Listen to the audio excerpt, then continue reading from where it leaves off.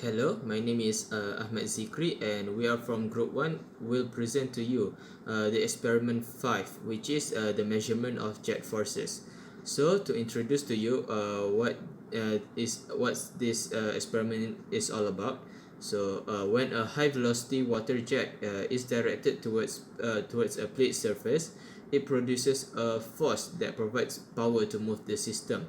The understanding of liquid flow in turbines is based on the notion of the jet impact. This principle is used in designing impulse turbines. In these turbines, a nozzle or a collection of nozzles converts some of the fluid energy into kinetic energy and fires a high speed jet of fluid.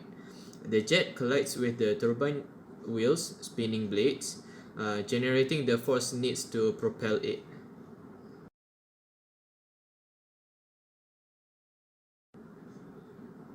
So the main objectives for this experiment is to measure the force exerted by a fluid jet impinging upon a flat plate or a hemispherical surface, and the next objective is to compare the experimental results that we get with the theoretical values by using the formulas.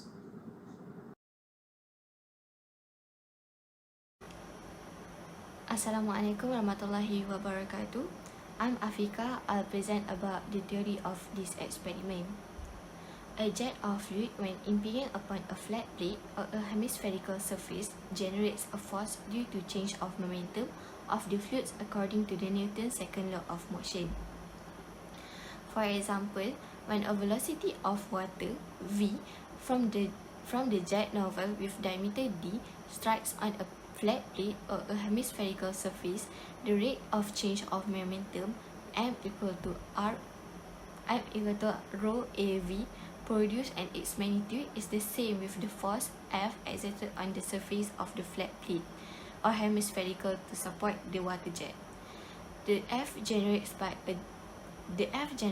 a jet of water when it strikes depends on the shape of the surface, flat surface or hemispherical surface.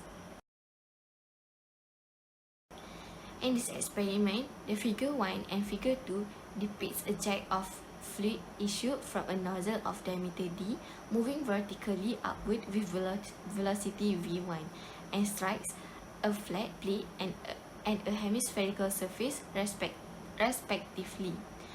The jet is deflected by the surface of flat plate or hemispherical through an angle theta and leaves the surface with velocity v2.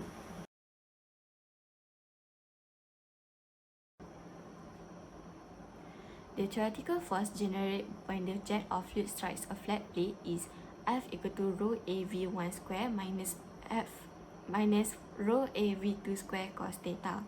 When the theta is 90 degree, thus v2 cos 90 degree is equal to v1, which is 0. Equation 1 can be written as F equal to rho av1 square. For the hemispherical surface, the theoretical force generated is F equal to rho av1 square minus rho av2 square cos theta. When the theta is 100 degree, v2 cos 180 degree is equal to negative v1. Thus, v2 is equal to negative v1. Equation 3 can be written as F equal to 2 rho av1 square.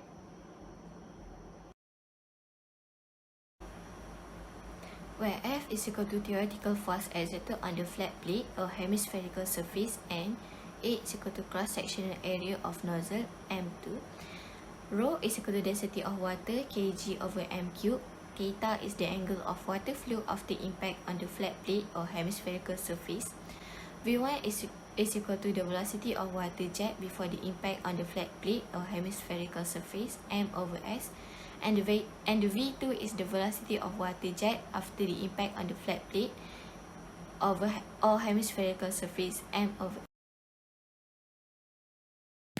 Hello, I'm Chua, and I will continue about the apparatus and the methodology.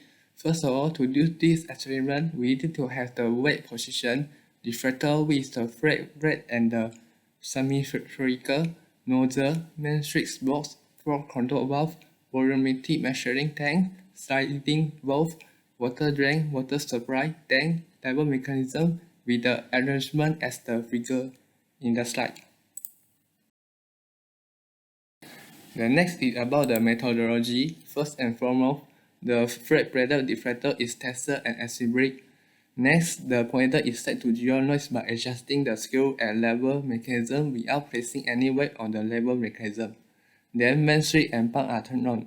Flow control valve is opened slowly and desired weight is put on the lever mechanism. The flow control valve is adjusted until the pointer and lever mechanism is at 0 knots. After that, sliding valve is closed. The flow rate of water, which is the Q, is determined by recording the time required to fill out 3 liters of water in volumetric measuring tank. Sliding valve is opened. Step 4 and 5 is repeated by increasing the desired weight on the lever mechanism until the flow control valve is at maximum opening. Main switch and pump are turned off, sliding valve is opened and flow control valve is closed. Lastly, the weight on the lever mechanism is removed and the flat plate deflector is changed to the hemispherical surface deflector. Step 2 to 7 is repeated. And I will pass the discussion to my friend. Assalamualaikum and hello everyone. My name is Adzin. Today I will present the result in discussion part. First, we see the result part. As you guys can see on the slide, for the table 1, data for flat plate. We can calculate the Q actual, the velocity, theoretical force, and then percentage error. For Q actual, we calculate by divide the measured force with the time. The velocity we calculate by divide the Q actual with the density and then with the area given. For theoretical force, you guys can refer from previous part. My friends already presented. And then the percentage error we calculate by modulus of measured force minus theoretical force and then divide it with the theoretical force and then times 100.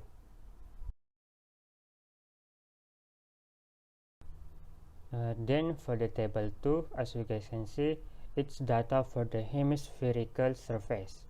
We can calculate the Q actual, the velocity, the theoretical force, and the percentage error. Same like the flat surface, we calculate the Q actual by divide the measured force with the time, and then the velocity with Q actual divided with density and then with the area, and then the theoretical force, and then the percentage of relative error we calculate by modulus of F measured minus F theoretical and then divided with the with the force theoretical and then times 100%. Next, we will see the discussion part. The first question is plot a graph of log force measured force versus log velocity for both the flat plate and the hemispherical surface. From the previous, we can get the data for measured force and the velocity. As you guys can see on the slide, both of it we just log in to get the data for the graph for the flat plate and the hemispherical surface. As you guys can see on the slide, this is the graph for log measured force versus log velocity, which is the linear graph. The blue line is for the flat plate and the orange line for the hemispherical surface. The next question is estimate the slope of the graph for both flat plate and the hemispherical surface and compare with the theoretical value as shown in the equation 2 and equation 4 respectively. Comment on the difference. From previous graph, we can see the slope of the graph for both flat plate and the hemispherical surface are linear graph. By logging both sides of the equation 2 and the equation 4 from the theoretical part, we able to get this equation. These equations are similar to y equal mx plus c. Thus, the graph we obtain is correct. From the graph, we managed to calculate the slope. For the flat plate, we managed to get 2.128, and then for the hemispherical surface, we managed to get 0.783.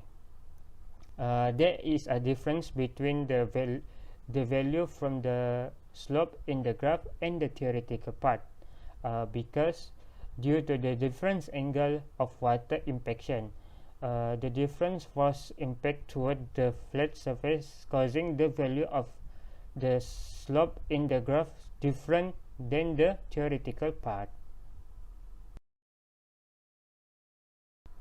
For the next question, estimate the y-intercept ratio of hemispherical surface to the flat plate and compare with the theoretical ratio as deduced from equation 2 and the equation 4. Comment on the difference.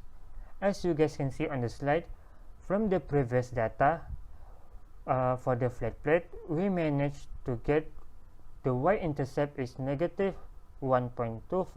For the hemispherical surface, we managed to get the y-intercept is 0.2258, and then y-intercept ratio of hemispherical surface to the flat plate is negative 0.18006.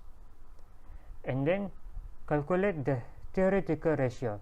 Theoretical ratio we calculate from the average theoretical force from the flat plate and the average theoretical force from the hemispherical surface, and we managed to get 1.9929. So there is a difference between theoretical value and the measured value. This is because in the real situation, there will be minor and major losses of the fluid when going through the pipe and strike the plate.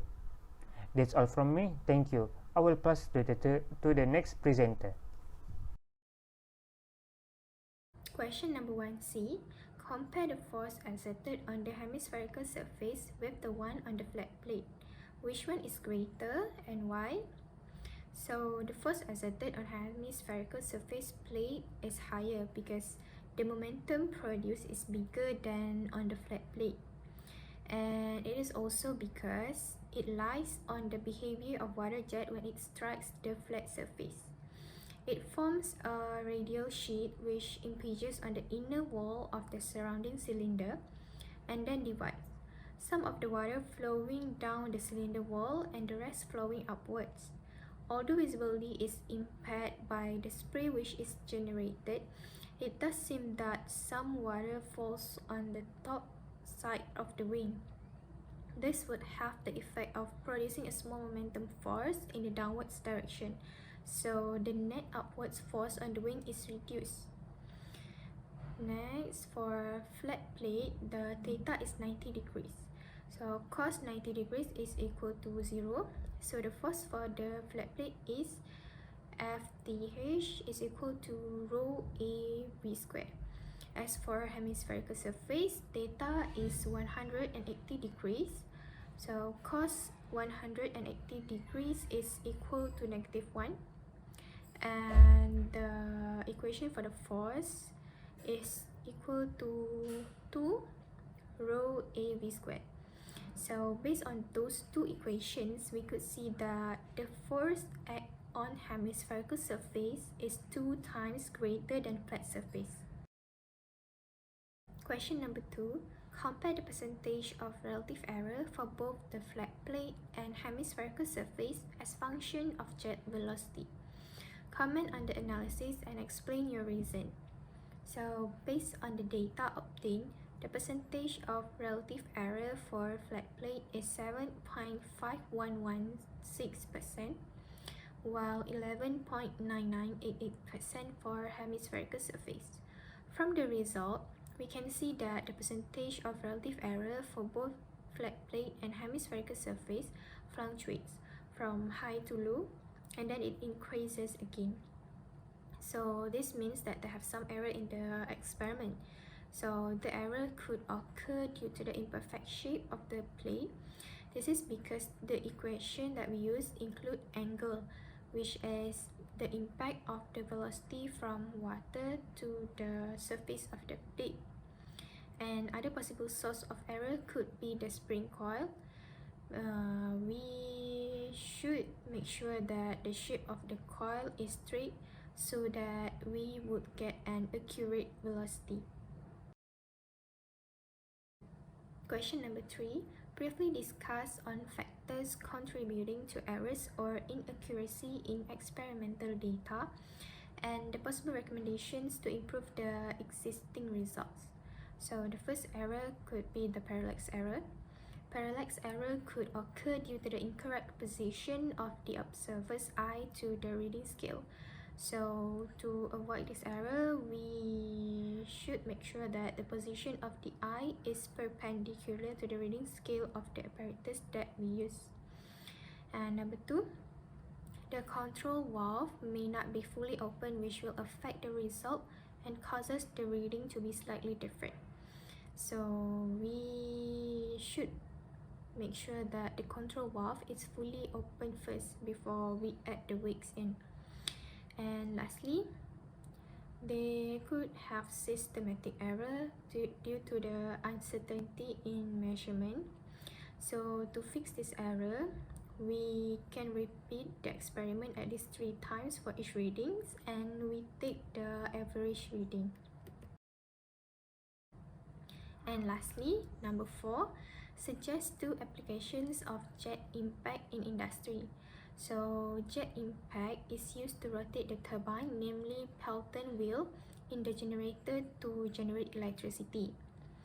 Besides, it also can be used as a water jet cutter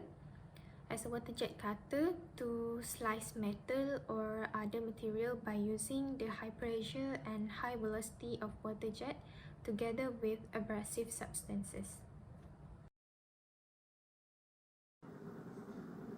So, in conclusion, the experiment's objectives of comparing the force exerted by a fluid jet impinging on a flat plate or a hemispherical surface to the theoretical values was achieved. The experimental results revealed that the forces exerted on a hemispherical plate are greater than the force exerted on a flat plate. When utilizing controlled volume analysis to forecast the impact force of a jet deflected through a known angle.